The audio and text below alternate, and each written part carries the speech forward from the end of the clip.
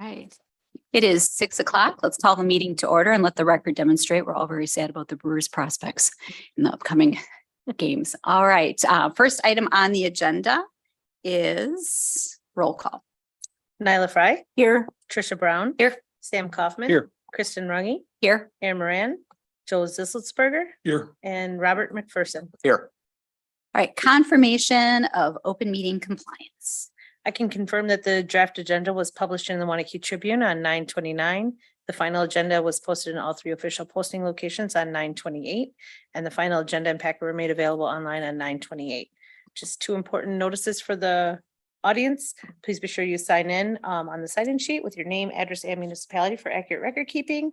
And those interested in public comment, please fill out the form and give it to me prior to that agenda item. All right. Next item on the agenda is public comment. Do we have any public comment? We do. Susan Pavetto, 1009 Eric Lane, Waunakee. Do I just go up there? Yes. And then if you could just push the little button. And stand on my. Like that. Yep. Okay. Hi, everybody. Oh, I don't have to hold on to it. Okay, good. Sue Pavetto, I live over on Eric Lane. I have a concern and then a comment. First of all, my concern is the corner of Centennial Parkway and Century Avenue. My child has to cross that twice a day, if not 4 times for lunch. And it's hectic and dangerous. And I understand that we have a great crossing guard there. I've spoken with a couple of different crossing guards there. They're fabulous.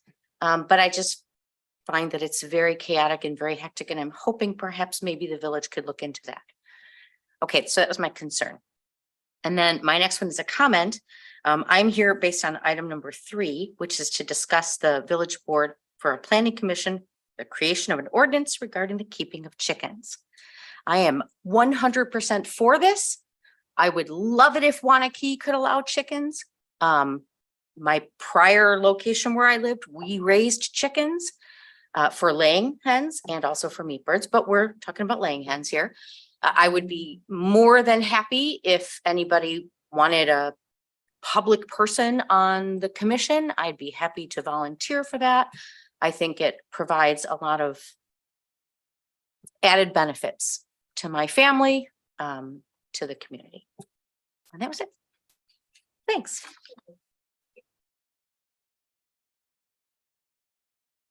Linda Ashmore at 114 South Street, Waunakee.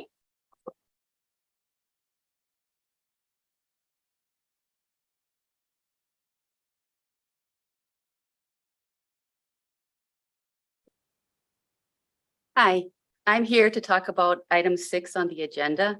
That is a discussion of acquisition of downtown properties for redevelopment. I'm concerned that that item is just not properly noticed based on it not being specific enough for a person to know what is being discussed. There's no addresses given, so it doesn't meet the reasonableness standards set forth in the open meeting statute. I'm asking that you postpone this item until your next meeting and that the addresses of the properties in question be included as well as the intent. Redevelopment isn't very clear. Basically, which properties and what kind of redevelopment would be sufficient to meet the reasonableness standard. At the CDA level, still in open session, there was discussion of declaring properties to be blighted.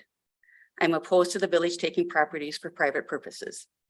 And since it's so vague, I'm not really sure if that's what was discussed in closed session or not. And there's people just kind of guessing like, well, what properties are these? What are you talking about? If you're talking about properties for redevelopment downtown, then I think downtown residents should be aware what is being discussed. If the village does buy property to redevelop, then the sale of that property should be done via an RFP. People were upset when Madison and Maine's apartment building went in and that lot was sold for $1. If you had some other developers, you might have got a better deal. So I think when you do stuff in closed session, you actually are hindering the village instead of helping it. So basically they ask us for a postponement of that item and clarification on the agenda item at a future meeting. Thank you.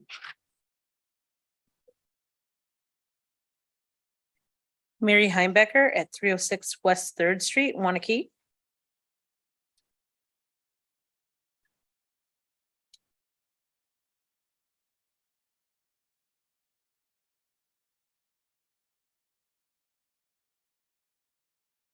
Hi, I'm here for items numbers 3 and 6. First, for the chickens, I'm for 'em. I was raised on a farm. There's nothing wrong with chickens anywhere. I understand that there would be a limit and that they would be cooped, which is fine, but go for it. Allow the chickens.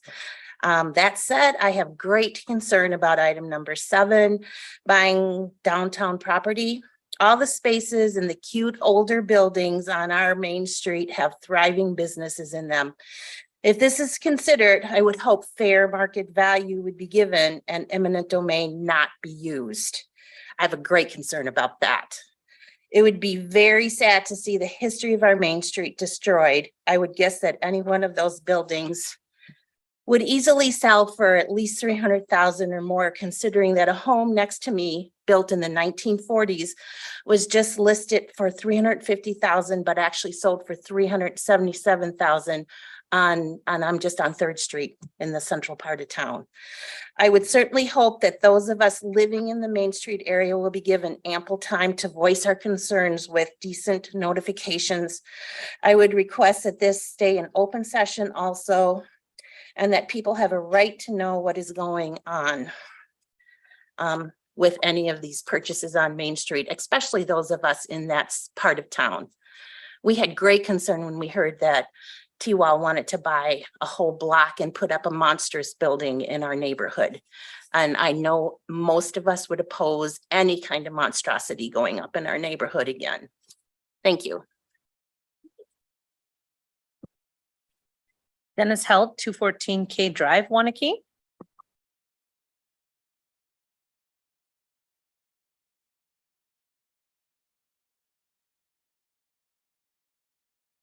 Well, Linda explained this better than I could. But I was questioning what is this downtown buying of property?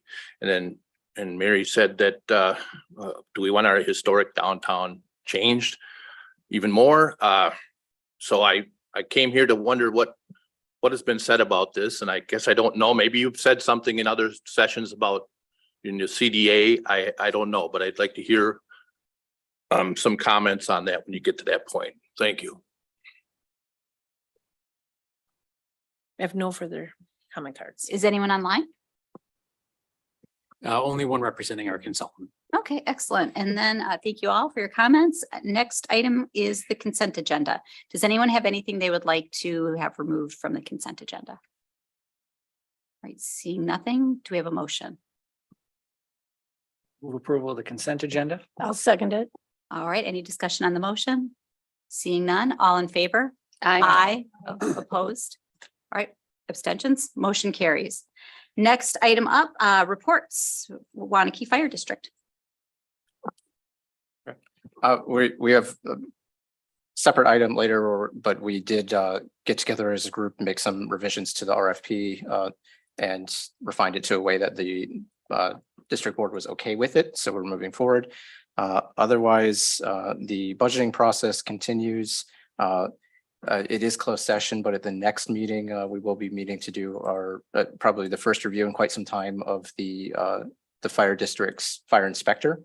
And they are continuing to do work with CAR 2 and Squad 5. CAR 2, I believe, is in use, and Squad 5, they're finishing the work. Thank you. Next up is utilities, and I'll give that report. We did meet last week. We talked about the outages, and Tim Herlitzka will be coming to address us at the October 16th meeting and talk about those. We discussed that it was really a trifecta so far of too much heat, too much load, and not enough rain to keep equipment cool. And so we've had this sort of unusual series of outages. We passed a resolution celebrating the 95th year of public utilities in Wisconsin. Waunakee Utilities is going to host a vendor show on October 18th, and they'll also serve as the staging spot for a bucket truck parade from Waunakee down to the Capitol, and they're going to be blocking the Capitol off. So if you have children in particular that might like to see the bucket trucks, October 18th, they will be driving from the utilities down 113 into downtown. We discussed several village-wide construction projects and got updates on those. And we discussed future planning and the eventual need for another substation to serve the village, but that's quite a few years off in the future. So that's utilities. Did I miss anything, Joe? No, you got it. All right, good. Next item on the agenda is Let's see here. Item number 1, discuss and take action on financial management plan prepared by Ehlers and Associates. And I believe that's page 33 of your packet if you're following along. And I'll just give a brief introduction of how we got to working on this plan. You may recall at the April 17th meeting, John, the architect, who's also here tonight, talked about the results of the phase 2 portion of the police department study and for expansion in the future. And the board didn't take any action at that time to move forward with phase 3. They wanted to see more about the financial impacts, particularly of moving that project up to 2025. It had been in the long-term plan previously in 2026 for a much smaller amount. And so we engaged Ehlers, as we do generally annually, to update our financial management plan, which we haven't done since we were working on the Aquatic Center referendum. So it's been, about a year. So Todd Taves from Ehlers is going to go through a presentation. And then John, the consultant for the architectural work and study, will also just give a brief summary at the end of kind of where we were and where we would potentially go with this, and is available for questions. So I'll turn it over to Todd right now. Thank you, Renee. So as Renee mentioned, this is an update to a model that we originally created for the village in 2020. I'm going to just cover this fairly quickly and get to the high point, which is really an understanding based on certain assumptions. Where is the village's tax levy and tax rate headed? That's ultimately the utility of the model, is to provide that forecast. So we're going to quickly talk about some of the key financial metrics that are used by Moody's Investors Service to evaluate the village. Talk a little bit about the model itself in terms of the long-range forecast. Provide you a general assessment of the fiscal strengths and challenges of the budget. And ultimately, this model is a tool for the village staff, for the village board, to help you provide a framework for not only the 2024 budget, but budget years beyond that as well. Just to graphically illustrate, and again, ultimately what we're getting to is the tax levy and rate forecast. So how we do that is we take each of the tax supported funds in the village budget. So we've got the general fund, other governmental funds that include a tax levy component. So this would be the village center fund, the senior center fund, the capital improvements fund, and the capital equipment replacement fund, your capital projects fund, and your debt service fund. So when we're looking at the capital projects fund, we are taking your 10-year CIP, and we're building out the financing plan for those future years. And again, Renee mentioned the larger capital project that is included. That is all built into the forecast that we have prepared. In order to assess the tax levy and rate impact, we have to provide a forecast of the village's valuation. So that's an input. And then on the back end, what we're also looking at is how is the village stacking up against the levy limits, and also any impacts on your fund balances. So very timely that we just happened to have had last month a review with Moody's. So in between debt issuances, they will periodically undertake what's called a surveillance rating. So we had a call with Moody's, and the outcome of that was an affirmation of the village's existing credit ratings, with the exception of the sewer revenue debt, which was an upgrade from the prior rating of A1 to AA3. So on this table, what we've listed is what we refer to as investment grade ratings. So these are bonds that an investor would find attractive. The letters and numbers do continue to go down from here, non-investment grade. So I'm just showing you the upper portion of the credit spectrum. So we've got the AAA at the top. So the village's overall, which we call the issuer level rating, as well as the rating assigned to your general obligation debt, is a AA2. That's 2 notches below the AAA. Again, the sewer revenue debt was just upgraded from A1 to AA3, and the water and electric revenue debt was affirmed at an A1 rating. A few significant notes. This is pasted directly out of the credit opinion that Moody's published a few weeks ago. So, big picture, the village benefits from its proximity to Madison, to the state capitol, to the university system. Shouldn't be any surprises there. You've got solid reserves as well as having a decent amount of liquidity. In other words, you could tap into those reserves if needed. On the utility side, you've got rates in place that provide for strong debt service coverage, meaning that the revenues are coming in at a level above and beyond your operating costs such that they can cover the debt payments easily. And as a credit strength, and this is on the sewer side, from an investor standpoint, investors like the fact that the village can set its own sewer rates. The opposite of that is listed as a credit challenge, the fact that your water and electric rates do require PSC approval. That's the way the system works, obviously, in the state. But from a credit standpoint, that's considered negative since you can't independently set your own rates. Other challenges would include the fact that there are a number of projects in the 10-year CIP that is not atypical at all for Wisconsin municipalities because we don't have access to revenue sources that municipalities in other states have, like sales tax or income tax. We are entirely dependent on the property tax. And with levy limits, the only way we can reasonably accomplish larger capital project is to issue debt. So that is a very common item that we see listed as credit challenges for a Wisconsin municipality. And on the utility side, specifically the sewer, it was noted that the system overall is small, commensurate with the size of the village, and that you also have some concentration among the top customers. So when you've got a few customers that are a large proportion of your user base, that presents a certain risk. I wanted to highlight this because this, in my mind, is interesting, and I think provides you good feedback on the village's overall position. So this scorecard refers to that issuer and general obligation level rating. And they break it into several metrics. There's calculations that they go through using your most recent audited financial data. And then depending on where that metric falls, they assign a rating. So if we look down at the metrics, the village scores as a AAA on all of the economy metrics, the financial performance. You're a AA on the institutional framework, but that's because of levy limits. There are no Wisconsin municipalities that are a AAA on institutional framework because you have a constrained ability to levy property taxes. And on the leverage, again, this goes back to the comment about the debt.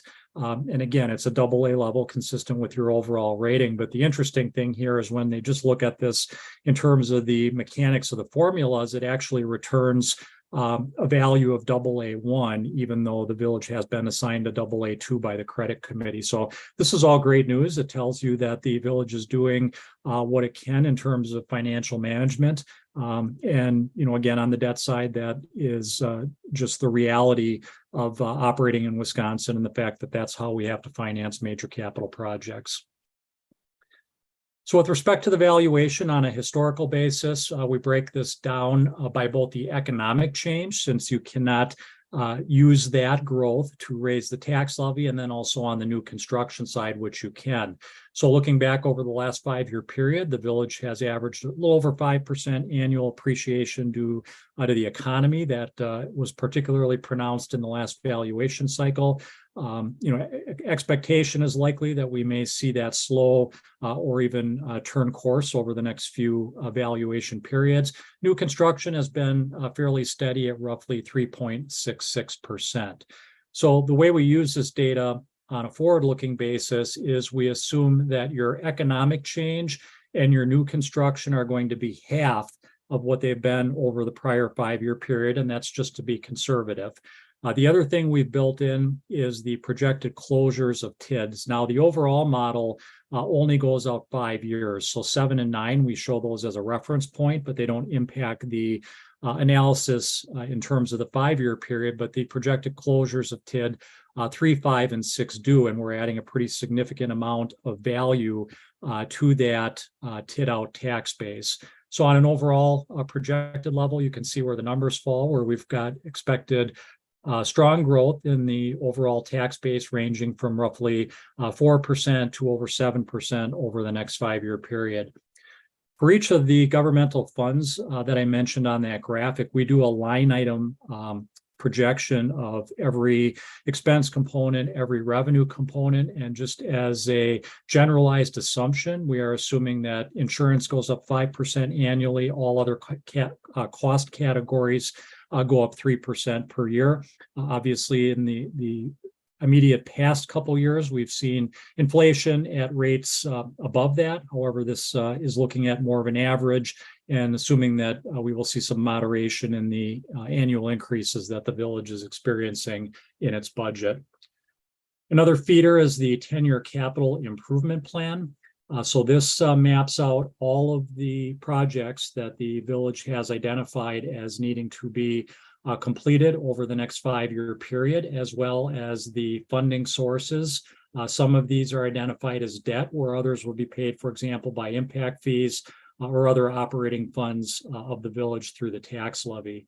When we look at those funding sources and we net out everything that is not debt, we are projecting that the village will need to borrow roughly $30.5 million, or an average of $3 million a year for each of the next 10 years. The village's past practice has been to issue debt every other year. So we would expect next year to borrow for 2024 and 2025 capital projects. This looks at just the existing debt of the village. So these are your principal and interest payments as they exist today. Certain portions of that debt are allocated to the TIDs, and we come up then with a net tax levy, and then also express that as a rate per thousand of equalized value, and then also the annual taxes for debt on a average home of about $478,000. This column then shows the drop that we would have as far as 24, and I need to correct myself. This actually layers in the new debt as well. So you see that future debt that's based on that 10-year CIP. And the thing I would point out here is that with that, 30+ million of borrowing, we would expect that that will require about $100,000 annual increase in the tax levy for debt service purposes on a per household basis. That actually would be a declining dollar amount year over year until we get to this point. And we'll just note here, the reason we have this drop off is that's the end of the forecast period. So presumably there will be additional debt after that 10-year horizon that will filter in there. When we look at a debt limit calculation, the statutory limit is that the village can have no more general obligation debt principal outstanding than is equal to 5% of your equalized value. The village has a further self-imposed policy limitation that you want to go no more than half of that statutory limit. So again, when we look at both existing debt as well as the existing plus the proposed debt, in the prior year, we were at 25%, or roughly half of the village's self-imposed limit. And what this identifies is that because we're borrowing a fairly consistent amount year over year, and we're retiring debt each year, as that equalized value grows, we actually see that overall percentage of both the statutory limit and the village limit decline over time. This is a snapshot of the detail in the model. And what I would mention on this forecast for the general fund is you'll note that on the revenue side, with the exception of intergovernmental revenues, where we have factored in the increases that the village will receive under the recent changes through the local government funding bill, we are assuming all other revenues are going to stay flat. So again, we're being very conservative to the extent that you're able to raise fees, realize revenues from other sources. What that would do is allow the tax levy line item to be reduced. So what we're doing here is we're looking at all the expenditures. We are looking at, again, revenue sources, which we're assuming to be flat, exception of intergovernmental revenues. And then this tax levy becomes the delta that we're assuming to balance the budget on an annual basis. This is where we get to the important part of the model, and that is to identify the total property tax levy for the 5-year planning period, not only for the general fund, but for the other funds that are supported through levy, as well as the debt service fund, to include both that existing debt as well as new debt based on the 10-year CIP. And what this shows is that we would expect a step up in the taxes on an average home by roughly $220 from 23 to 24, and then staying roughly stable through the forecast period. Can I just make a quick comment on that Sure, slide? certainly. So just to let everybody know, the 2024 that's in here is simply the projected numbers based on those assumptions that he showed earlier. This does not include like where the draft budget will necessarily be. So that $200 increase that he mentioned on the average home, I mean, we're not probably going to see that high of a number because again, this is simply based on those assumptions in the model. And once we have 2024 numbers, obviously we'll plug those in and it will likely be less of an increase based on what I'm seeing now. Thanks. When we look at the levy graphically, this just identifies where that tax levy dollars are going. So as you'd expect, the bulk of that is going to the general fund. These are your other tax supported funds with the exception of debt service. And that debt service is the green and the purple combined together. So we can see as that old debt gets paid off, we start to layer on that new debt so that the amount stays roughly the same in terms of an overall annual debt service payment. This one's a little bit deceiving. This maps out that tax levy, which we see gradually increasing again on a projected basis using the assumptions mentioned for the model. And then this is a representation of the tax rate. The reason we see the drop here is because of the revaluation. So that, again, going back to the prior chart, and as Renee mentioned, based on projections, we're actually showing about a $200 increase on an average home, even though the tax rate would be lower because the values within the village on an average home have gone up. Another, I think, takeaway from this exercise is the village has been fortunate that for many years since the inception of the levy limit law in 2005, you've had a fair amount of cushion or latitude as a result of the debt service adjustment and the fact that you have been levying for capital, which was built into that base levy. What our model is showing is that when we get to the 2027 budget year, we are just exceeding that projected levy limit by a small fraction. And then in the 2028 budget year, we go over. And what the implication of this is that we've carried forward an assumption that you will continue to levy for capital as you have had in the past. And that's a fairly large dollar amount in the annual budget. What this means is as we get to 27 and 28, you're going to have to start to whittle back on that capital levy and just kind of, off the cuff, I would say probably, 3 to 5 years, and you'll get to a point where that capital levy would likely be gone. Again, based on a set of forecasted assumptions. And at that point, there'd be no ability, if the law remains the same, to cash fund capital, and then you would be entirely reliant on issuance of general obligation debt to fund capital expenditures.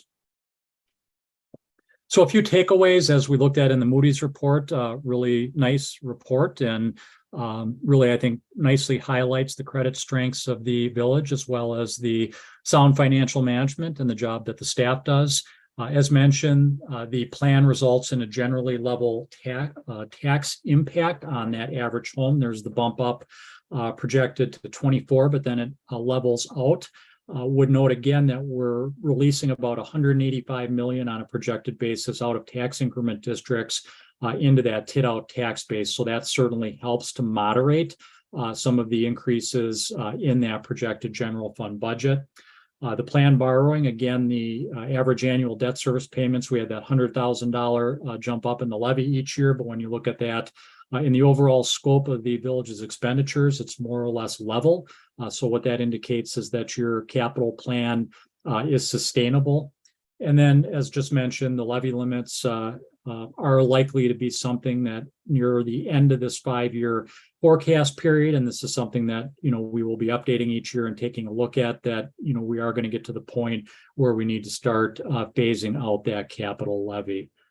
So appreciate the chance and your patience in giving that quick overview, and certainly happy to answer any questions you may have related to the model. All right. Thank you very much for the presentation. And thank you for all of the work, Renee and Todd, that goes into putting something like this together and for stewarding the dollars of the village. What questions do we have? Oh, go ahead. Todd, on, I think it was page 6, you had mentioned that I guess the committee chose AA2, but AA1 was actually what was calculated. Correct. What's likely to have gone through their minds that got them to that?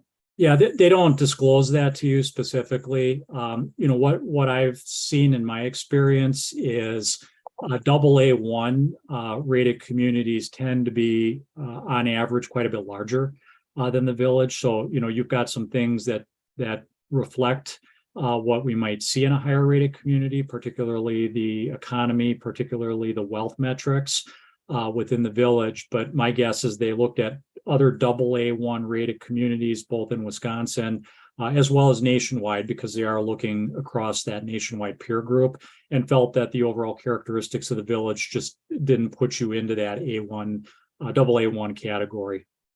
Okay, that's good. And then the other question I had was, I think it was on page 14, you were referencing the general fund, and one of the rows on there was for other funding sources.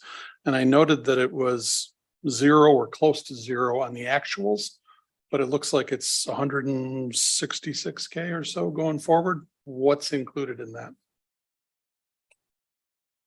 Off the top of your head, Renee? Otherwise, I'm looking it up here. I'm looking, you're talking about the other financing sources line. Yes. I believe so. I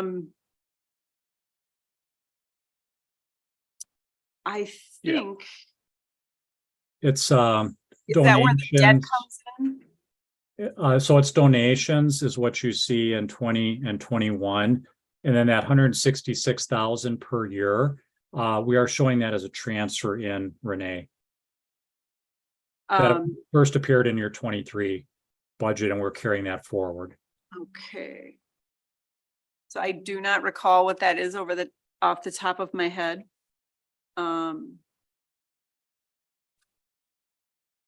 And I don't have the full model in front of me, or so I can look into that and figure out what that is. Okay, thank you. All right. Other questions? Yeah, what would the impact, if we were just looking at this, what would the impact be if for the 3 TIDs that are closing in the next 5 years, if we extended them 1 year to take for the affordable housing extension? You're going to probably see a little bit of a bump then from 24 to 25, because you'll have a delayed impact of that release of value. So you just push all those back a year. Okay, so we can literally just move it back a year. There's nothing additional that needs to be done. Thank you. Right. Other questions? None? All right, no questions myself. So thank you very much. And we do have a motion that's been. Well, Oh, go first ahead. we I'm sorry. had, we were Okay. gonna get the update on the police department addition. Thank you. Yes. Because as we mentioned, that is in the 2025 capital improvement plan right now. I did also forget to mention that we did add the splash pad estimates into the 2024 in the capital improvement plan. So we have John here to give a little brief update. Yeah, John Wallenkamp, CUNY Architects. Quick little update. The plan in early 2022 that we presented to the department was kind of a 5-step process. Step 1 being the program, which we completed with the department early mid 2022.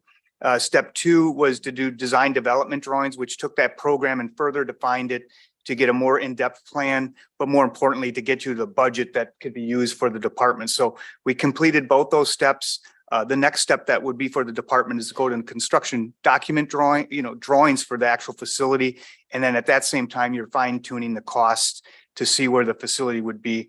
The nice thing that we're seeing is most of the cost estimates that we did at that time period that we presented yours included all the current day inflations and things that we've been bidding since we've been doing that. Those models have come in true with other communities. So we're real comfortable with the numbers that were presented in that design development piece. And really after tonight depends on the next step, whether we go to the step number 3, the construction document phase. And then after that, you'd go bidding and then construction. And really, it's the cookie cutter. You got the okay to give us where to stop and where to continue. All right. And I do think that we thought that phase 3, we could consider as part of the 2024 budget process coming up. Because that would be likely when the documents would be prepared for a 2025 construction. That's correct. The step 3, construction takes the longest of the entire process besides constructing the building. So that would be the step for the next step to take. All right, thank you. Questions? I have. Yeah. Adam, how long into the future do you think this renovation would get the village?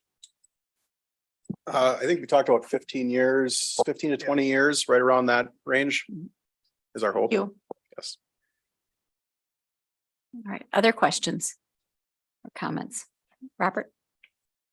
I was just gonna ask procedurally, so do we need to like amend the motion so that it's inclusive of this change, or can we just approve the financial plan as presented?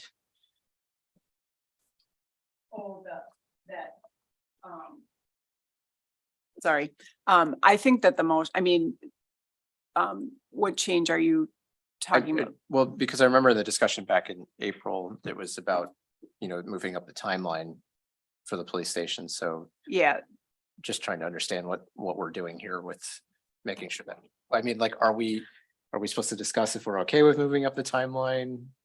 Looking to the chair. Yeah, I think the timeline's already, it's included in the budget as presented, correct? In here? well, so the resolution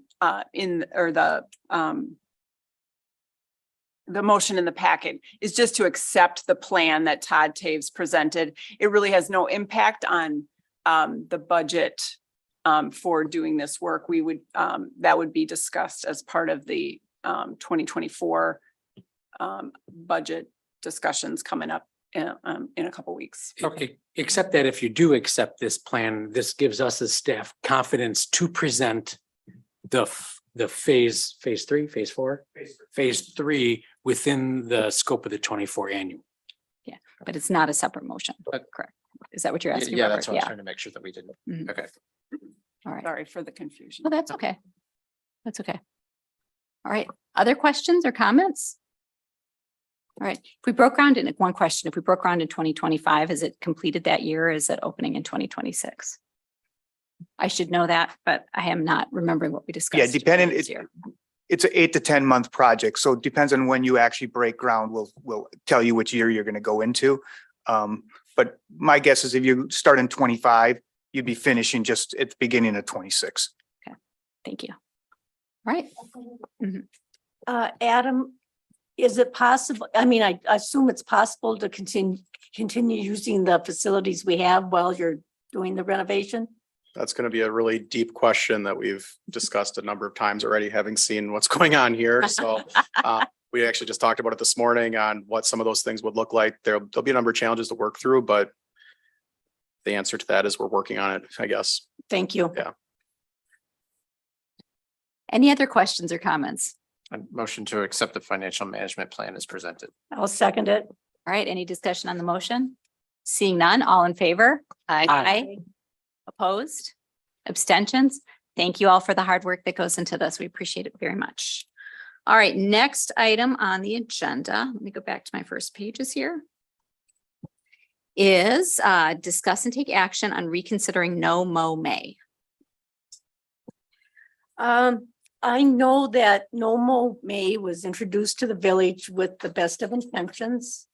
And I just wanted us to look at it and discuss it and decide if we should continue with the program, allowing homeowners not to mow for the month of May. I'm sorry that the information that was sent to you was sent today rather than earlier. I had sent the information Friday and it didn't get out until today, so I do apologize for that. So I have the information from the garden professors, and it explains how in England, No Mow May actually probably works better there because gardeners aren't as emphatic about their lawn, their grass. And in the United States, it may be having a negative effect. And I don't have the answers here, but I thought it was something we should evaluate and look at, because I'm hoping that we are not doing something to negatively affect the environment instead of help the environment. I think we all have good intentions and we want to do the best for our pollinators that we can. But from the information I sent you, the garden professors, it says your turf grass will soon outgrow any other flowering lawn weeds, which can make them difficult to find for pollinators. And that if these flowering lawn weeds aren't smothered by the tall grass altogether. And showed that lawns which were mowed once every 3 weeks had 2.5 times more flowering plants. The lawns which were mowed every 2 weeks had the highest bee abundance, likely due to easier access and visibility of these floral resources and shorter grass. It also talks about after no mow May, when you cut your lawn, if you cut it too short all at once, you could end up with a lot more work and a bigger mess and not really have achieved anything, because a lot of homeowners will try to take care of their weeds then. And then one of the articles I looked at says that even the flowering plants that grow during no mow Mays aren't the ideal plants for pollinators, that they're not a native species that flower, and that we may be doing better to mow perhaps twice in May rather than having no mow May. And the reason I felt we needed to discuss this is I think we all have the best intentions of doing for our environment what we can. And I just want to bring it up again so we can have the discussion and decide if this is something we want to continue or if it's something we want to gather more information on. I just wanted to have the discussion. Thank you. Thank you, Nyla. So questions or comments or discussion? In light of the data being shared late this afternoon, I would like to delay this until our next meeting. I appreciate that. Yes. Yeah, I'd much rather have the time to look at it thoroughly. Yes. So I'll move to, I don't know, is it a tablable thing or? No. You don't need to take any action. Don't have to- We can just say. You next can time. just basically say, you know what, first of all, you can have the further discussion tonight if you want. I mean, just because you're gonna put it on another agenda doesn't mean you can't discuss it tonight. But if the board, you feel like it's not, you want more time to look at the information to have that more thoughtful discussion. We just heard what you want, is assuming that's what you wanted. There's a consensus. You don't actually need to take any action. Excellent. But can we request that it be on the next agenda? I feel like personally, I feel like that's reasonable. I'd like to go over it a little bit more. Yeah. So would I.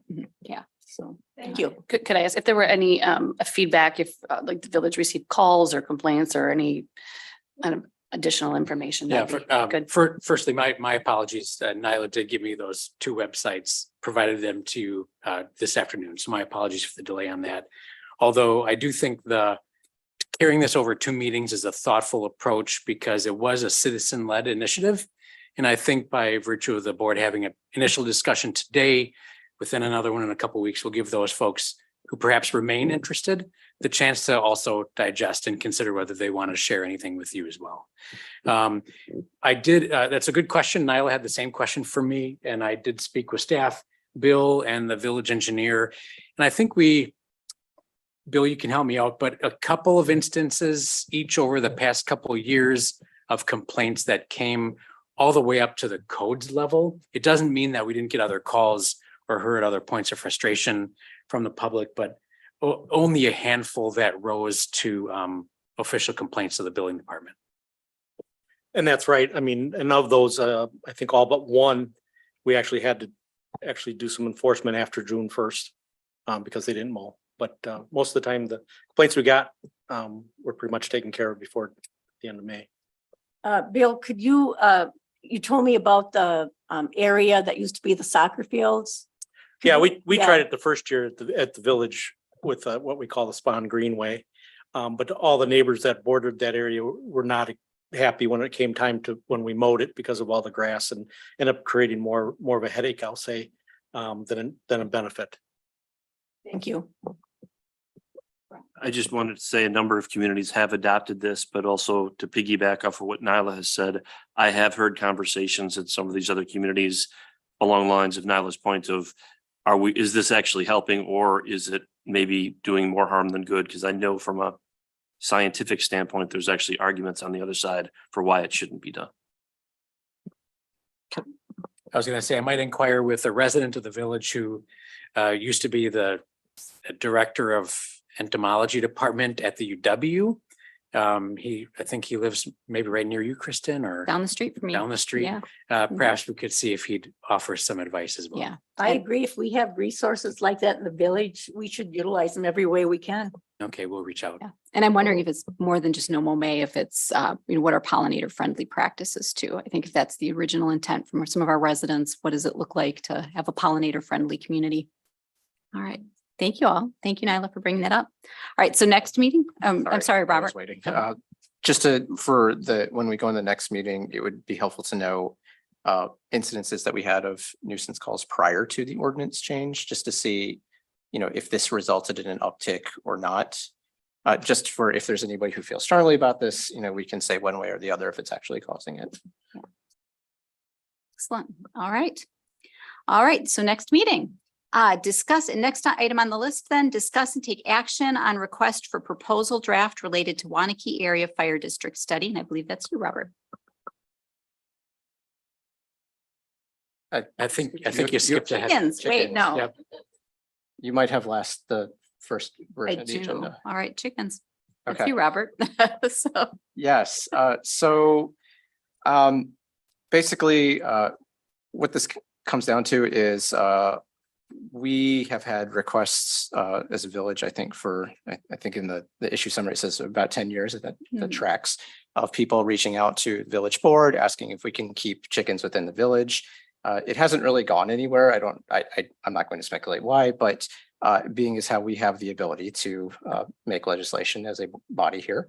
I went ahead and unfortunately it's not in the packet, but I did put together a draft ordinance. Todd, is there any possible way to share that, what I emailed to you, or is it? Are you able to pull that up, Tim?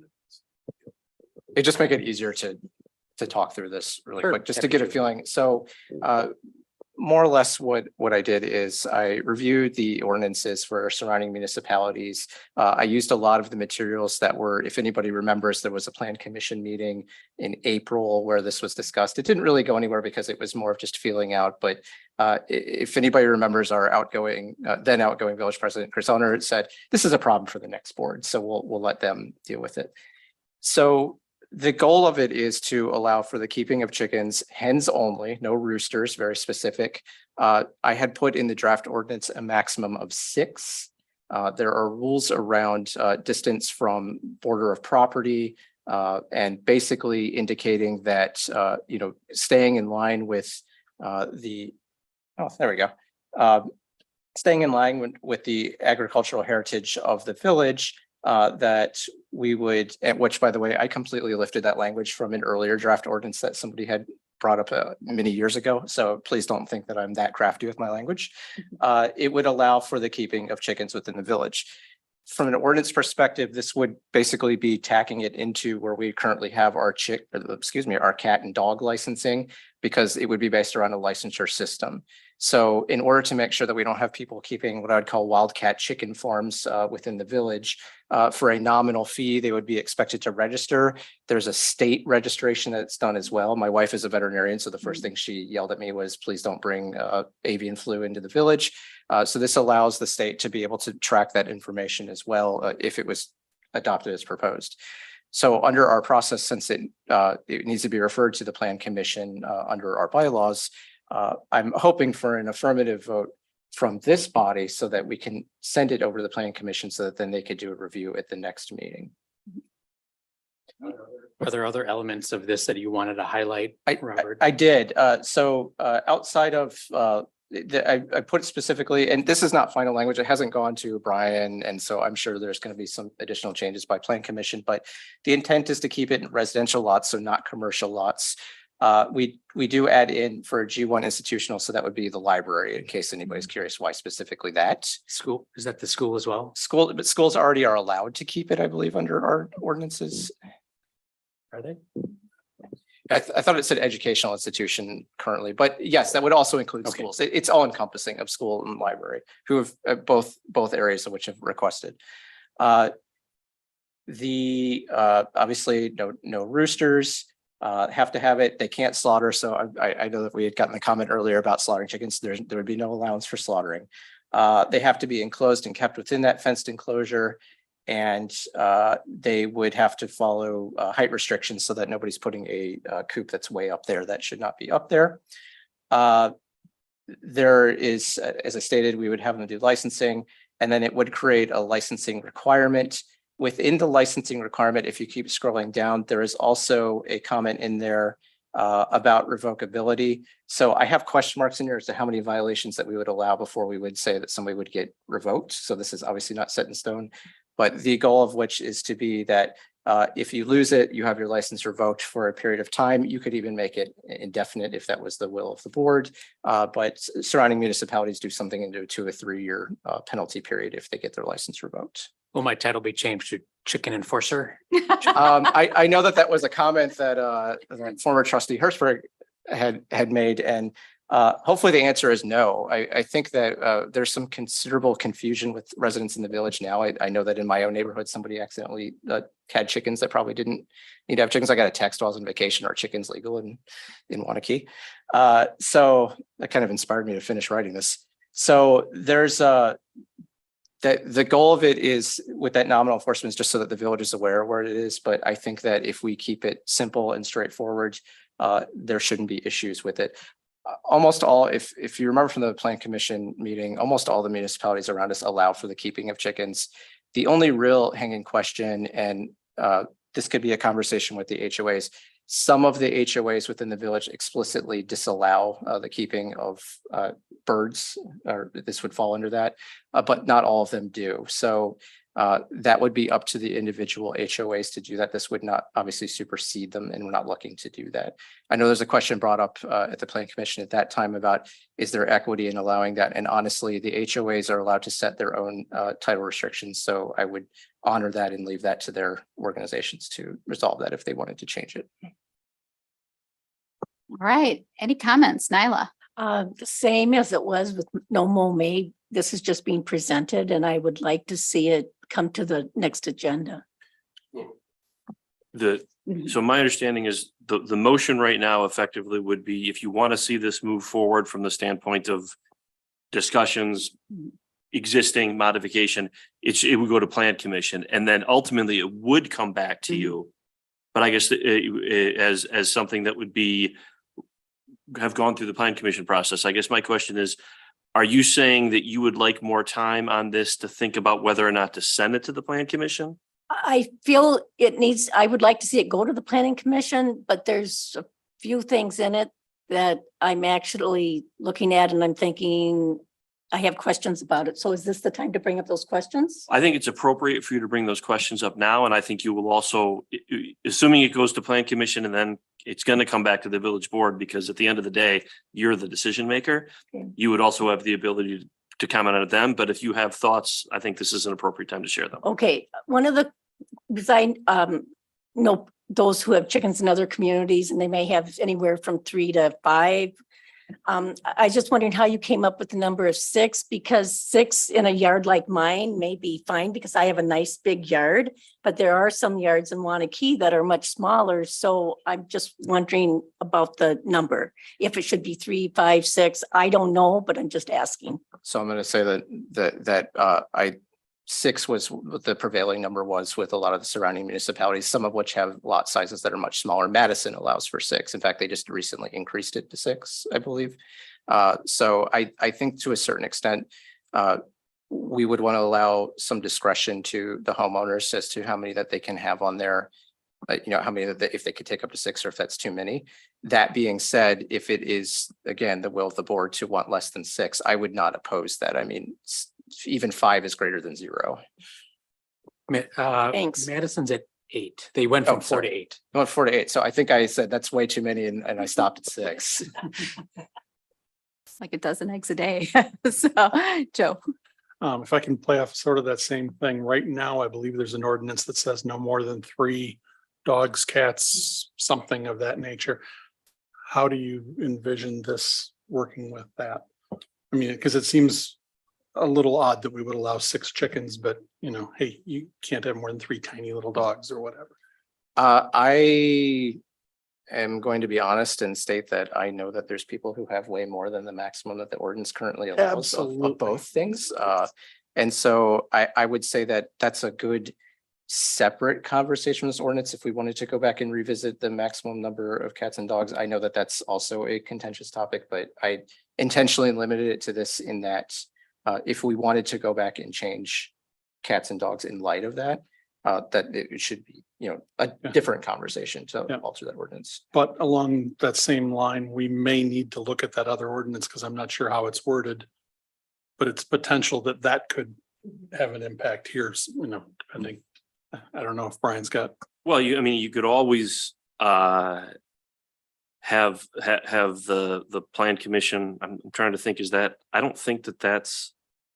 I have to look and see if that's a zoning issue or just essentially is it zoning? Or like just normal enforcement, because if it's not zoning, then it's not gonna have to go to the plan commission for you. And so therefore you would just be able to bring it back to the board without having to go through another committee. Okay. Obviously, if this is going to go to a plan commission and then the chickens come back to you, if a board member essentially wants dogs and cats to come back at the same time as chickens, obviously staff can make that happen. Yeah, my bigger concern is just making sure that we don't have contradictory things in there. Yeah, to the best of our ability. So I'm a dog lover, but I also don't live in the village. I do think that you can separate the two. Sure. Just need to make sure you the said language. small dogs. It also then would allow 6, large dogs, Sure. Depending on circumstances. So there is a way that you can say 6 chickens make sense, but the existing ordinance on cats and dogs doesn't also make sense. I also understand where you're coming from too, and Yep. it may make sense to have that. You can have both items on the agenda at the same time so that it allows for that larger discussion. Okay. Tim, you had your hand up. Yeah, I did. So Robert and I had a brief email exchange about this, but I think one of the other reasons this needs to go to the plan commission is under this current proposal, this lives in a portion of the code outside the zoning ordinance. And right now that this is more of a licensure as presented, however, that weaves land use into it. So I think we don't want to have a zoning code that conflicts with this. And so I think by referring this to the plan commission, that those portions of the zoning code we need to also be looked at. Right now by our code, poultry raising is only allowed in the A1E zone, and so expressly. So I think that those two pieces, which is the licensure and the land use, need some further evaluation, and this discussion, if referred to the plan commission, would take place, and those appropriate changes would be made to the zoning code as well as the licensure piece. All right, other comments? I hope that my neighbor kids have chickens and sell me their eggs. So I would like to move to refer the plan commission for discussion and action for creation of an ordinance regarding the keeping of chickens. I'll second it.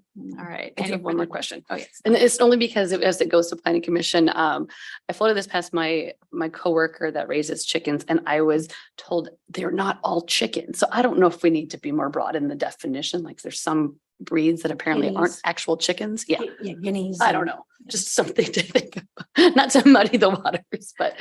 All right, I'm taking notes for plan commission. So, yeah. And I plan to come back to plan commission as Okay. well. Thank But- you. But that's a good statement. I did see some versions of this in other municipalities that went so far as to go to like the scientific genius of what they wanted. If that's something that we feel that would be important to put in there, again, I don't think that that's something that would be. You would, That's me. no, you would think that, but I mean, we have a family friend who raises chickens as well, and she was going through like this, like 7 different species she had in front of me, and I'm like, they're all chickens, right? Do we need to in any way give direction to the plan commission as to whether we are for or against the overall concept? Or are we fine with just referring it and letting whatever happens there happen? I think it's appropriate just to refer it. If you have, I mean, you've obviously had a good discussion on things that you are interested in or things that you're thinking about. If there's other things that you're thinking about relating to a chicken ordinance, I think it would only benefit the plan commission for you to share that information now, understanding that, you know, obviously at this point, you're not, the only action you would take is referring it back to the plan commission. You have not limited your discretion on the comments that you would make when it comes back to you. Excellent. All right. Any other further discussion? No, all in favor? Aye. Aye. Opposed? Abstentions? All right, motion carries. All right, and next item is fire. So to you, Robert. Making me talk twice. Okay. This one is a bit more straightforward. Do you want me to bring the, okay. Please do, and I'll preface it. So I'm going to start with a thank you to 2 people. One is Nyla, who started this process before I was even elected, and also to Todd for, he really did the bulk of the work on putting together the RFP on this.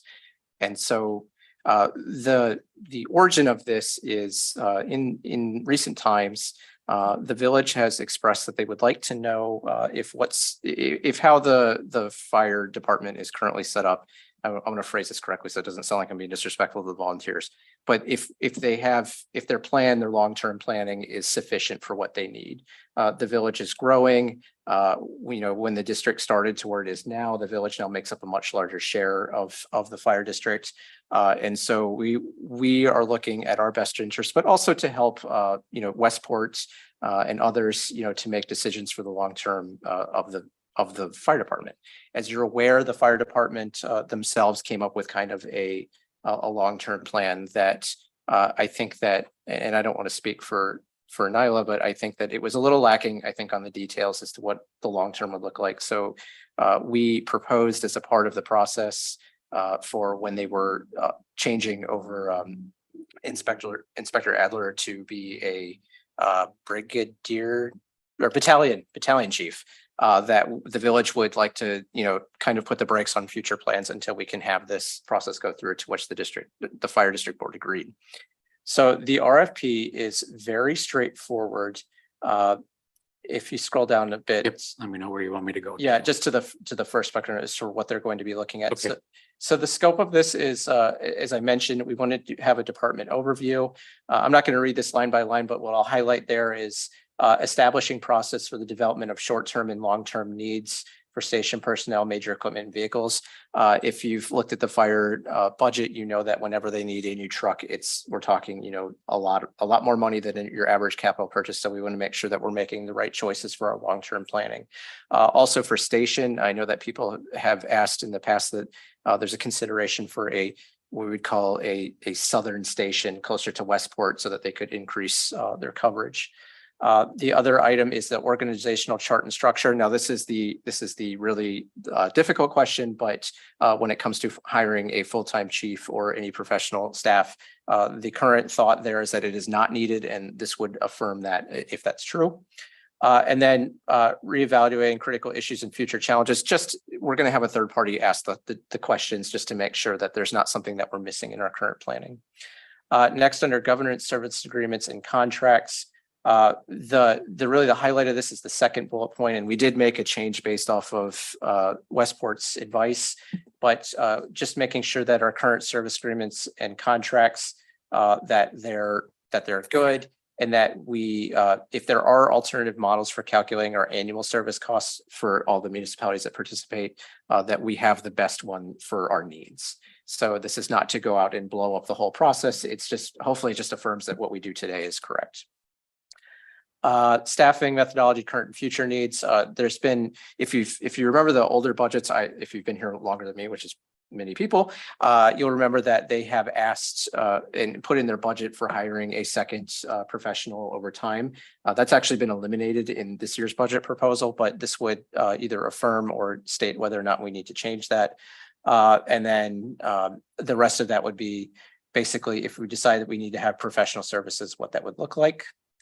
Under fiscal analysis and implications, again, this is just looking at our projected growth on analyzing all of our cost implications for the recommendations that the study makes. And then finally, planning for growth. You see the consistent theme. This is all about growth because that's what we're concerned about. Making sure that we look at future service models so that we know if there's maybe a time that we should be looking to change how services are provided. And then also looking at cooperative efforts with other organizations and partners. If anybody read very closely with the state budget and how they did things, there is, I'm not sure what it looks like yet because they were not really clear on what the innovation fund looks like, but there are payments that can be gotten from the state if you coordinate with other municipalities for emergency services. And so this would probably allow us to have a better understanding of that.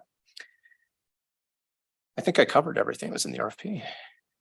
So the intent of this proposal and what we're looking for approval is the fire board was more than happy to allow Waunakee to pay for this themselves.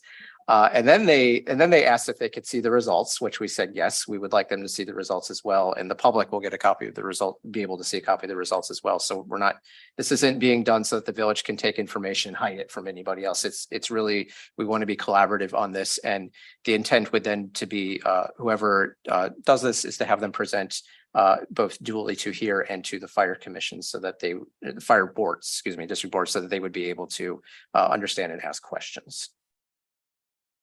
Thank you very much. What questions do we have? Just one on the selection of the consultant. Is that something that's just being done with staff, or is that going back to the board as well? It's being done with staff. The board, they came to an agreement that because we are paying for it, that they will stay out of that selection process. But to be clear, it would come back to you. Yeah. Yeah, staff would bring the selection Okay, back got to this board for approval. Does the fire board want to provide feedback even though they're not involved in the selection process? They did not express that they want to provide feedback. They understand that their role in this is kind of done now that they've approved it and that they got the changes that they wanted in the RFP. Okay. All right. Nyla. I would like to move to approve the RFP with edits as needed and authorize the village administrator to distribute the RFP to qualified firms and individuals. Right, before we move to any other discussion. I would just add probably not more than a 30-day period for receiving submittals. I would suspect won't take long to review and turn that around. So within 2 months, I think you'll see a recommendation on a firm to consider.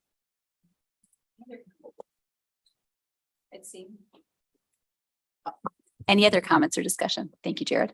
Yeah. All right. Seeing none, all in favor? Aye. Opposed? Abstentions? All right. Thank you very much, Robert and Nyla, for your work on this. Next item on the agenda, and I am looking on the wrong page here, is to discuss and take action on potential creation of an additional fund balance policy related to the use of unassigned fund balance in the general fund in excess of village policy. And Renee. Yeah, so we had a discussion actually at I think a couple different meetings of the finance committee. One of the finance committee members brought up the issue. So we have our current policy where we maintain the general fund unassigned fund balance between 20 and 25% of next year's operating expenditure budget. And in recent years, we've been higher than that, than the top level of that range. For 2022, we were at 27.7%. Prior to that, we'd been as high as 33% back in 2018. And so the thought was, should we have an additional policy or some sort of guidelines of what to do with that excess? In the past, we've used it for specific items that the board approved the use of that excess fund balance. So the the discussion and finance committee members can chime in here as well. But the discussion ensued at the finance committee level, and ultimately a motion was made to send it to the village board to see, does the village board really want to pursue something like this, and then perhaps provide additional guidance to the finance committee on what they wanted to see, or if this wasn't a concern at the board level. Renee, I wonder if I could jump in. I know you didn't include a staff recommendation, but you and I have had several times have discussed how you feel that our existing policy has served us. I guess I would ask the village board if it's okay for Renee to take some liberty to share with you how she feels on that. Yes, please. Okay. So, I mean, I think that, and I mentioned it in this board summary sheet, which I didn't really think about it when we were having the finance committee meetings, that the reason it got so high in a few of those years is that TID 5 was paying back in advance that from the general fund, and they were paying that very rapidly, more so than what we were expecting. And so then that those funds moved from the assigned part of the fund balance to the unassigned. So that drove the ratio up a little higher. And I was thinking about that as I was preparing for this meeting. So, I think we've got that kind of, that advance is fully paid off. We don't really have those large blips anymore. I think where we're at is, closer to where we're going to be at. We did ask at the finance committee when the auditor was presenting, was he aware of any of his other clients that had any sort of policy like that? And they did mention one that they knew of. It ended up because the policy was so strict, it got them into some trouble because they'd, followed that policy and then they started to get below where they wanted to be in their range. Just looking at what the Moody's reevaluation that we just had the other week, they like to see our fund balance reserves as high as possible. I'm not looking to cut it way back, and they don't, even though we're above our policy, they still like it.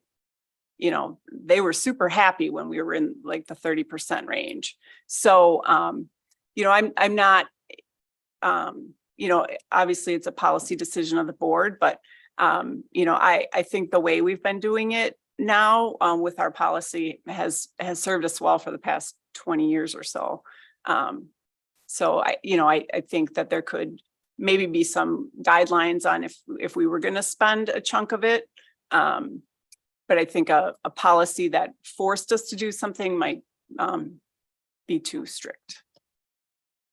Thank you, Renee. I appreciate the presentation and also your thoughts on the tools that we need going forward. What questions or thoughts does the board have? Go ahead. What was the discussion at the finance committee?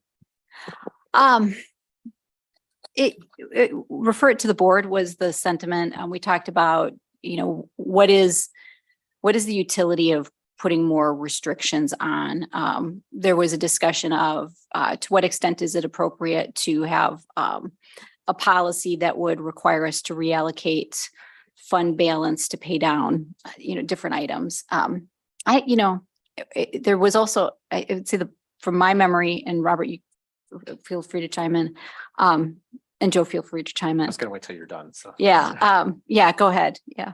The committee member who brought this up, I believe, was just concerned that if the village had a large unassigned balance, that we weren't returning the funds to taxpayers, and he wanted to make sure that we weren't then just reallocating the money to spend it when maybe we could lower the tax rate because we didn't need to take in as much in tax receipts. I believe that was the gist of what he was getting. That's the gist of, what he was saying.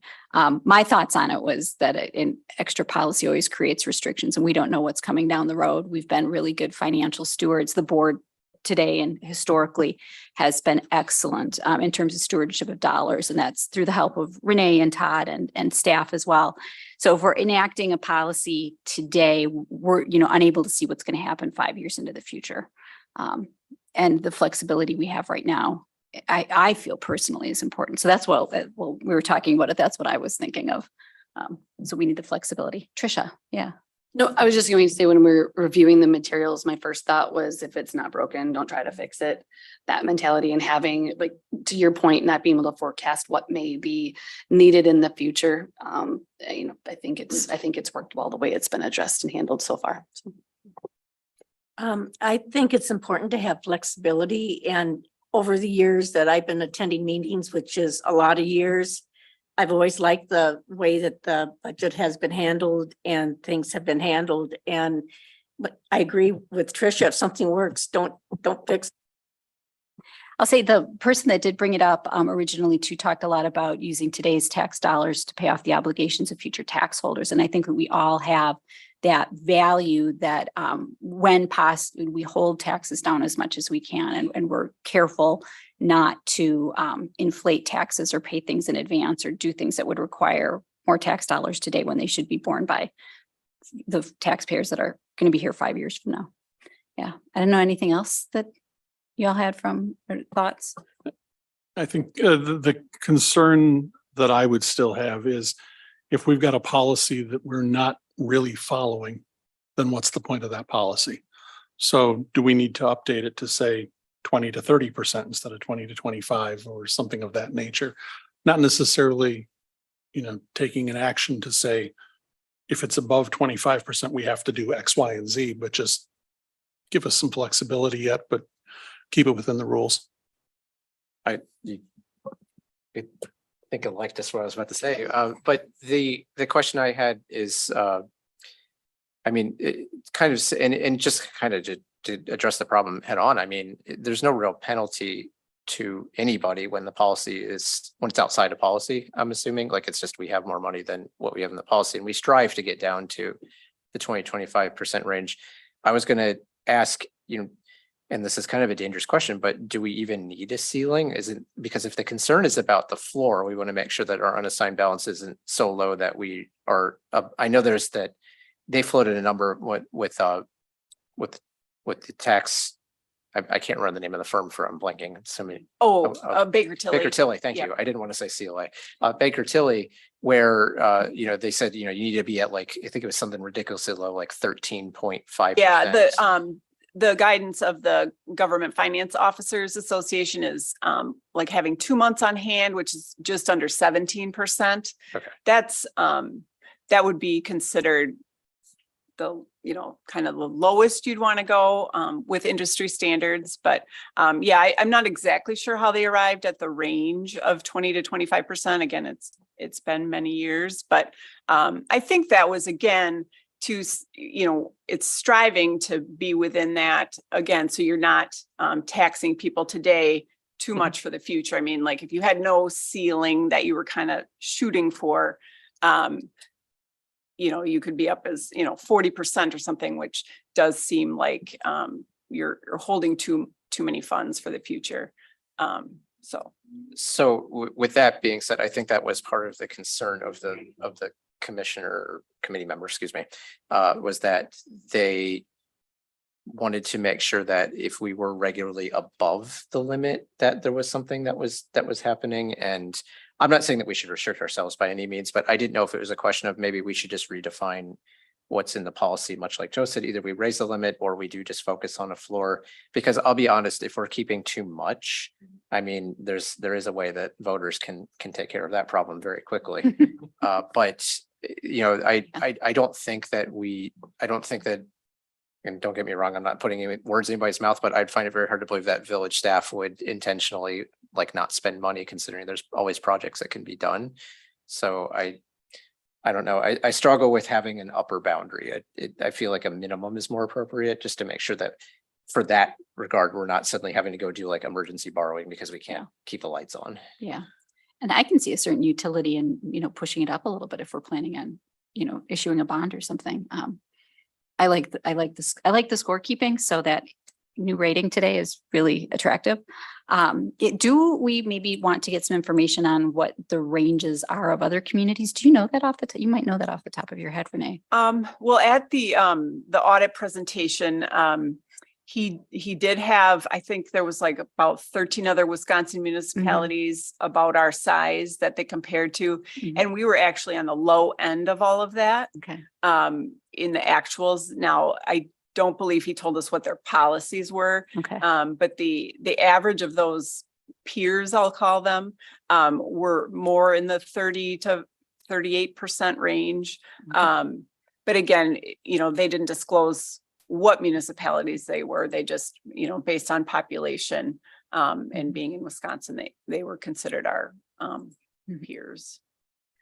I'd only add that while I don't have a good list in front of us, the way when we saw our numbers up into the 30% range, we worked very strategically with the village board to address some tricky challenges. I wish I had the list because there's probably about 5 of them where we were able to utilize the fund balance strategically over multiple years to bring the number down while taking care of some challenges. I might want to have that. Yeah, well, some of those were in the capital projects and equipment replacement. We use strategically over like a 4 or 5 year period, some of that fund balance to help beef up those accounts. And also we have used it strictly for tax relief. So especially in like the 2021 budget during COVID, we had a pretty sizable amount of that unassigned fund balance that we strictly put back against the taxes for those years. And so we usually try and do some of that as well to bring the individual levy down. Or to maintain a more flat pace of change over time in relation to our local levy or tax impact. So it sounds like the flexibility we have now allows us to really address some important concerns on the behalf of the taxpayers. I would addressed agree. Yeah. Specific concerns, yeah. Right. So does it sound like we do not want to refer this for a change? All right. All right. Okay, with that, on to the next agenda item. And this is discuss and take action on the possible acquisition of downtown parcels for redevelopment. And I will refer that to Tim and Todd for the open meeting portion. But I think before he does that, if I could turn it over to Brian, Yes. I think he is prepared to talk specifically about the language, its legality, and its appropriateness in his opinion. Well, you definitely can discuss this tonight. Essentially, there's a public portion of the meeting, and then if you choose to do so, you would go into closed session. The public portion is, you know, from a policy standpoint, how does the board feel about acquiring properties? Because theoretically, you could have a majority of the board that says we have no interest in acquiring properties, so then there's no reason to have a further discussion. The reason why it's stated the way it is, and the reason why you have the ability to go into closed session, is there are a lot of speculators out there. I mean, I don't know how it is for you all, but on at least a monthly basis, if not a weekly basis, I get something in the mail saying, hey, I want to buy your land. And when a municipality is interested in buying property, there's definitely speculators that will go and try to buy that land from the existing owner so that they can make a buck when the municipality walks in the door and says, we're interested. Now, what if a municipality makes an offer on a property, that offer in and of itself now becomes a public record and the cat's out of the bag. But until you actually make an offer, my advice is do not identify the properties that you're interested in unless you've already had discussions with the property owners, because you are risking increasing the amount that you're going to have to pay, and that only hurts the taxpayers. So that's why, I mean, at this point on the front end, when the board has not even had the open session policy discussion as to whether or not it's interested in acquiring properties, you would never put the address or addresses in the agenda, because that completely defeats the purpose of the going into closed session. So can you talk about this tonight? Absolutely. Should your discussion start in open session on a policy related basis as to whether or not you're even interested? Yes. And then if you choose to go into closed session to discuss specific properties and potentially amounts related to those properties, that's appropriate for closed session. Just wanted to probe Brian just a little bit about when he believes it would be appropriate for an agenda to include specifics of a specific of a particular property or address. Let's say that we've just chosen to make an offer to a property owner and they have now countered. And now the counter is coming back to you. At that point, that's where I would put the address in the agenda. You'd still have the ability to go into closed session for all of the reasons that we do when we do agreements, because, and I'm just making up round numbers here, village offered $300,000 for the property owner wants $500,000. Obviously, there's room in the middle to negotiate what that amount would be. So now your reason for going into closed session would not be related to the property itself, but more specifically to the terms and conditions of an offer. And that's part of how we get the best deal for the village. is Yeah, that we and the have other thing I would ability like to say to is, negotiate that. I've heard a couple of times now, whether it's at the CDA or here, references to blight. And to the extent that blight was discussed at the CDA in open session, that was solely informational, because there are statutes that provide guidance as to when a municipality can condemn land because it's blighted and when it cannot. I haven't heard anything from the village suggesting that it has any interest whatsoever in condemning land for acquisitions. Now, the board could take that position and we'd have that discussion, but that did not occur at open session in the CDA. All right. All right. Other questions or comments for Brian before we move on to Tim's presentation? I just have a question for the order in which things took place. Is there a reason that this went to the CDA before it was proposition? Is there any like ordinance or law reason why it went to the CDA before discussion here? I think, I guess typically, if you're looking to acquire some land or a municipality is interested, it would go to Plan Commission first. My understanding is the CDA has essentially taken some of the authority from the Plan Commission. And so that's why it went there first. I'm not sure if there's any other reason.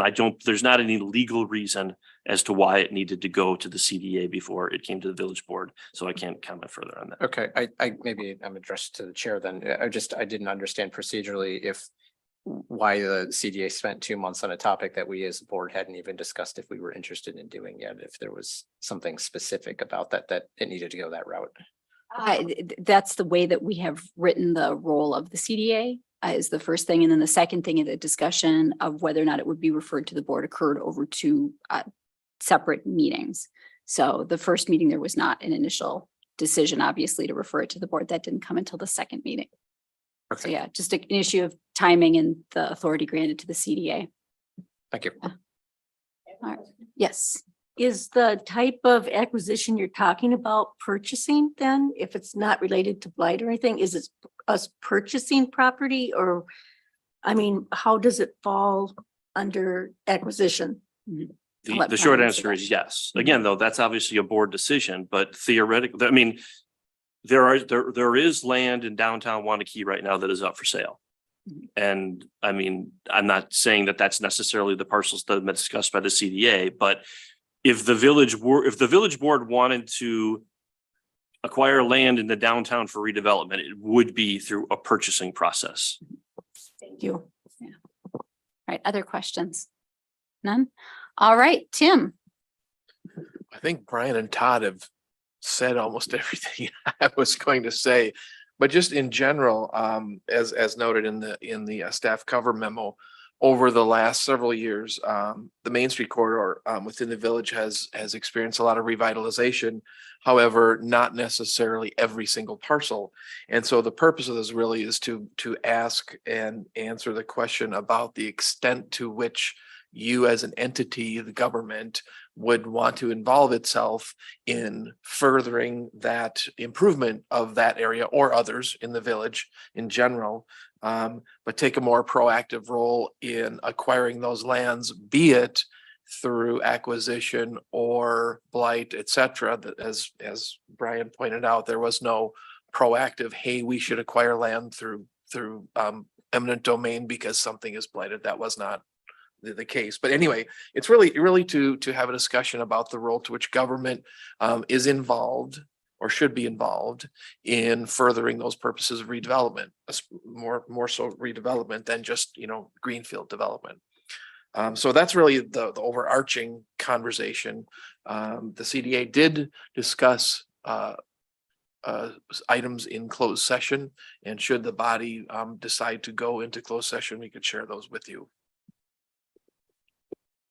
Thank you very much. So I would like us to go into closed session. Does anybody have, before I make the Well, announcement? I do think you should have a policy discussion before you First, go into okay. closed session, because I mean, reasonable minds can disagree on this. You know, somebody brought up Madison and Maine earlier today. I'm going to say something I don't think is his opinion. I think it's fact. But if you took a picture, and Todd did this at one point in time, there was a picture of downtown Waunakee in like 2003, and there's a picture of downtown Waunakee now. I mean, it's an incredible transformation. Now, there were hurdles through that process, and those hurdles are one reason why municipalities don't acquire land, because I think it was about in 2004 or 2005, a fair number of properties were acquired by the village with the idea of redevelopment. And then 2007 and 2008 hit, and all of a sudden the village was left holding the bag for quite some period of time. Now, Madison and Maine came up, and there was an RFP process related to Madison and Maine. And my understanding is one of the reasons why the village did choose Madison, Maine is because it was bringing housing and a service to the area that did not exist. But part of that, from a financial standpoint, then was the sale of the property for $1. Now, there was also protections built into the agreement with the village that would not have allowed the developer to flip that land. We had a right of first refusal if they weren't going to go ahead with the project. But that and the other development in that area, I think, give both pros and cons. You've seen the benefits to downtown, but there is also a drawback from a policy standpoint for municipal acquisitions and getting in development. And so that's where reasonable minds can disagree. And certainly a good policy discussion can be held on that issue. I'll add in just a couple extra thoughts. When I was hired in 2013, priority number one conveyed to me by the village board was Main Street's, a lot of different words were used, but solvency, recovery, vibrancy. And at the time, the TIF district, due to the recession, sitting on paying bonds without development activity and new value, that district was upside down.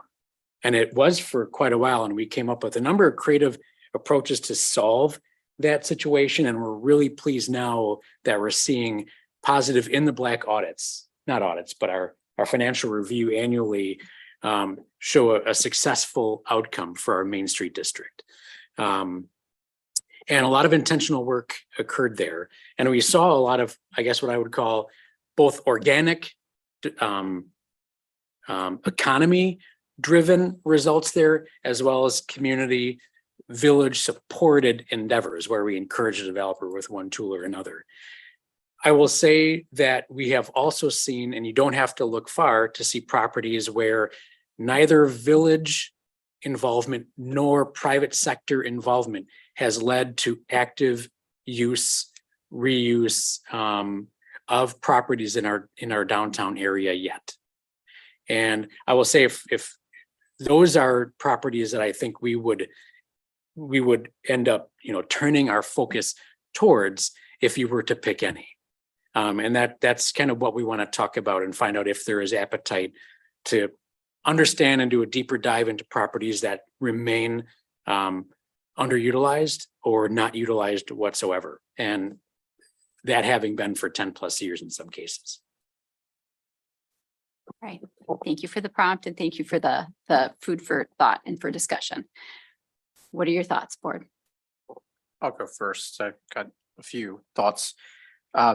So as far as the open session portion and policy, I think that one of my big concerns beyond the ambiguity, but just looking at take that out of this and just look at the policy.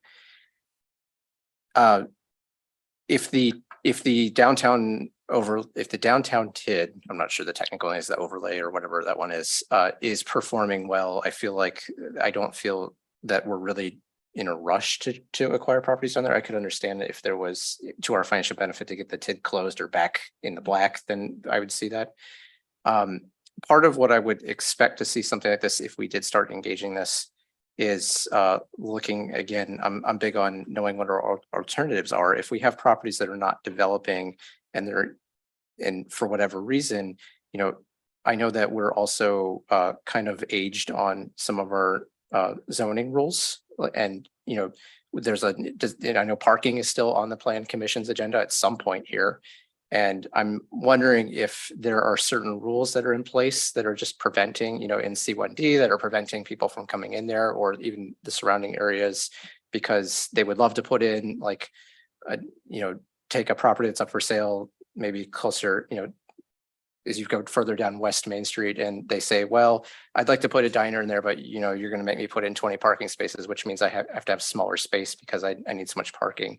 That type of, thought process. I wonder if that's what's restricting, because if we acquire the property, we may struggle just as hard to sell it if nobody can redevelop it, unless we're going to give, special variances to people because the village owns the property. So that's probably my biggest ask would be is if we're going to look at doing something like this, we really need to make sure that our ancillary, policies and ordinances that could impact this don't prevent us from selling the land. I mean, otherwise, I'm ambivalent on whether or not acquiring land, especially in today's market, is the best thing for us to engage in.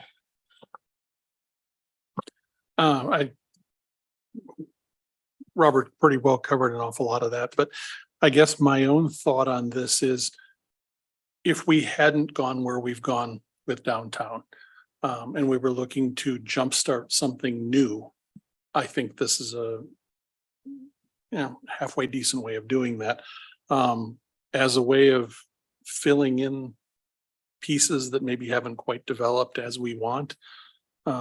It feels a little risky to me. Nyla.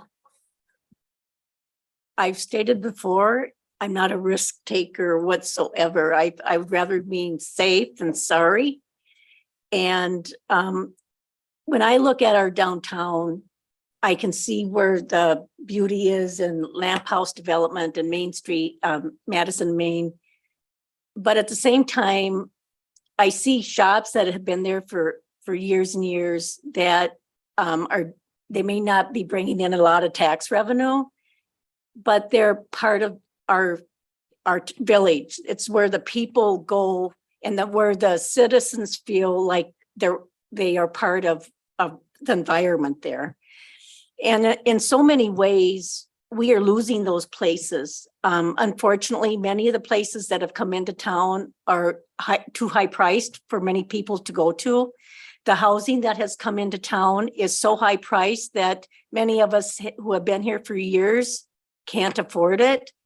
And I don't see, and yes, I agree that we need more housing that people can afford, but I don't think purchasing land in downtown is the answer. That's just kind of where I'm at. We need to consider everyone in the village and not exclude anyone. And I feel that there are people in the village who have been here for a very long time who just feel like they're being priced out and they don't want tax dollars used to be taxed out of their own homes. Sam? Yeah, I'll go. I would say in general that we as a village do not need to be acquiring property in the downtown. In fact, just looking at the word downtown, I reckon back to conversations 5 years ago of the conversation. What specifically is downtown? What are we defining as downtown specifically on a map? It's in the eye of the beholder. We don't necessarily have a specific definition of what that is. I would agree with the previous comments in terms of ancillary uses and so forth in regards to our zoning. I would also say that in terms of, there's a lot of fear in that neighborhood that I've heard, in terms of eminent domain and condemnation from many property owners seeing this on agendas. The sentiment that I have heard is that the last controversial redevelopment proposal, it's been about 5 years. Is this the way of the carpet being pulled under us? There's a lot of fear and I think engagement in general that needs to happen in that neighborhood. And another, point in regards to ancillary purposes, we also talked about Century Avenue here. We were supposed to have some planning work done in regards to, redevelopment. And I believe there were some initial stages of that discussion done. Well, that hasn't even come back either. I think that frankly, with this, I think we're jumping the gun a little bit. Tricia? I can't say one way or the other, my opinion on this particular matter without knowing all of the facts. I do think as a board that it may be worthwhile to discuss the opportunities and kind of to the point that some of you have made about supporting the businesses that are there with some of the things that are lacking in terms of capacity and not, I think it would behoove us just to have the conversation, not saying one way or the other, which direction we end up going. But I don't think that would hurt. Yeah, I agree with every one of you. We have one downtown. We've got to cherish it. We've got to keep it thriving. We've got to keep it growing. We've got to keep people loving it for what it is. I feel this discussion that we would have in closed session is us just opening it up and taking a look at what the opportunity is and deciding based on what is happening, whether or not that's something that we're pursuing. Having the closed discussion doesn't mean that we're taking any action. And that's frankly why it took 2 meetings for the CDA to do anything about it. The first was, okay, let's look at the opportunity. Let's think about it for a while. Let's come back and discuss it again. We right now to say that we don't want to go into closed session and don't want to hear about this, that inaction is taking an action that 2 or 3 years down the road, we might be unhappy about. So I feel like at least let's have the discussion. Who knows what we'll do? We might bring it back another board meeting or 2 or 3, or as we kind of look at what our options are. So I want to ask you, because your language is kind of sharpened here. So there is a specific property in mind, because you just stated, and this isn't a gotcha, I'm just trying to understand. You What said, did I say specifically that would it do you that? said that there's an there's an many opportunity. properties for Okay, sale. there's many, There not are not one. opportunities. No, Okay, all yeah, right. No, and let me I be just- clear on that. Thank Yeah. you. Maybe Yeah. panic for a second there. But also, it's not like it's 10 either. Yeah. I mean, if you convene in closed session, the purpose will be to discuss specific property or properties and potentially, if you're interested in making an offer, dollar amounts. So that would be the discussion in closed session. But we have to go into closed session to even know what the CDA said. So we kind of have to, we got to buy the box to find out what's inside. Well, I mean, I guess. Buy it. You just have to go into the store and look at the I would box. say this, it was the is a CDA, wants the village board to think about a property or properties downtown.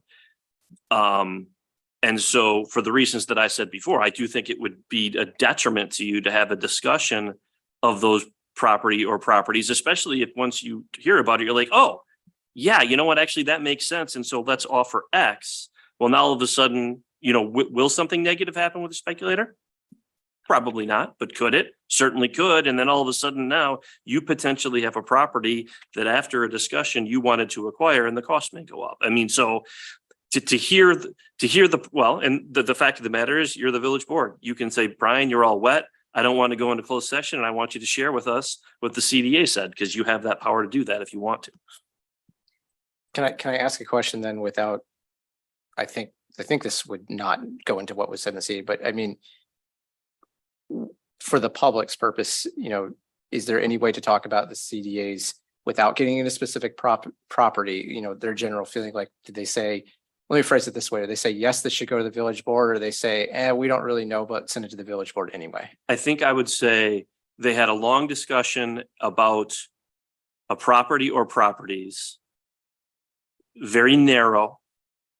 And the thought process was, we think the village board may believe it makes sense. I mean, I can, without going into detail, I can say that it was a long discussion and the number of properties that were identified were narrowed because not all were felt to be appropriate. And it's just, there may be, let's say 1, 2, possibly 3 that fall within the scope of what Todd was talking about before, where they've been underutilized for a long period of time. Okay, thank you. All right, Joe. While my overall appetite for the concept is not necessarily good, I equate this kind of to the first vote that we have taken on several different TIDs. It's not that we're ultimately going to approve X, Y, or Z, but I think it makes sense for us to at least go into closed session, get the information that we need, and we can move forward at that point. I agree. I also think that our discussion is healthy. I mean, it is a reticence to go into closed session because We hear you, we listen to you every week talking about this. Other thoughts? Any? None? All right. Do we need a motion to go into closed session? And then a roll call vote. All right. I move that we go into closed session to discuss and take action on possible acquisition of parcels for redevelopment. And then I read the statement now with the motion.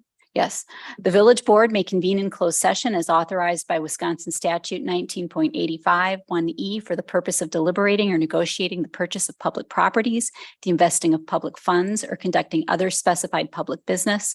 Whenever competitive or bargaining reasons require a closed session, the village board may reconvene in open session and discuss and take action on the subject matter discussed in closed session. All right, I'll second that. All right, and then roll call vote. Nyla Fry, No. Trisha Brown, Yes. Sam Kaufman. No. Kristen Rungy, Yes.